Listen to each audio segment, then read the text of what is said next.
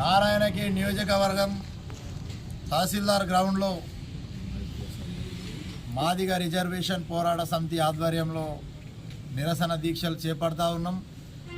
ఏదైతే గౌరవ ముఖ్యమంత్రి రేవంత్ రెడ్డి గారు అసెంబ్లీ సాక్షిగా ఎస్సీ వర్గీకరణ గౌరవ సుప్రీంకోర్టు ఇచ్చిన తీర్పును స్వాగతించి ఎస్సీ వర్గీకరణ చట్టబద్ధత అయిన తర్వాతనే ఉద్యోగ నియామకాలు కానీ విద్యా సంబంధిత వీటిని చేపడతామని తెలియడం జరిగింది.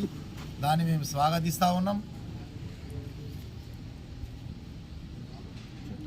ఏదైతే కేంద్ర క్యాబినెట్ ఆమోదించిందో దాన్ని కూడా స్వాగతిస్తూ ఉన్నాం. కాంగ్రెస్ పార్టీ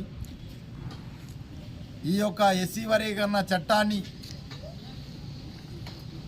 అసెంబ్లీలో ప్రవేశపెట్టి చట్టబద్ధత కల్పించిన తర్వాతనే ఈ యొక్క గ్రూప్ 1 కానీ గ్రూప్ 2 కానీ గ్రూప్ 3 కానీ తదితర ఉద్యోగాలు భర్తీ చేయాలని మేము డిమాండ్ చేస్తూ ఉన్నాం.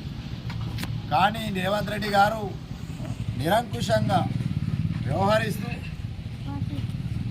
ఫలితాలను ఈరోజు విడుదల చేస్తూ ఉన్నారు. అంటే రాబోయే రోజులలో రేవంత్ రెడ్డికి మాదిగల సత్తా ఏందో చూపిస్తామని కూడా మేము తెలియజేస్తూ ఉన్నాం.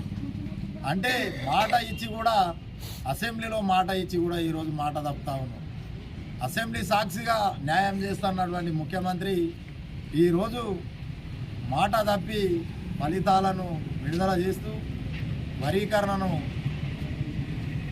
అమలు చేయకుండా దాటవేస్తూ ఉన్నారు. రాబోయే రోజులలో కంపల్సరీగా మీ రాజకీయ భవిష్యత్తు తెలుస్తామని కూడా ఈ సందర్భంగా తెలియజేస్తూ ఈ యొక్క దీక్షలు ఈరోజు మొదలైనవి 20వ తారీఖు వరకు కూడా నిరంతరం కొనసాగిస్తామని కూడా ఈ సందర్భంగా తెలియజేస్తాం. జై మాదిగ, జై మందకృష్ణ, జై మాదిగ.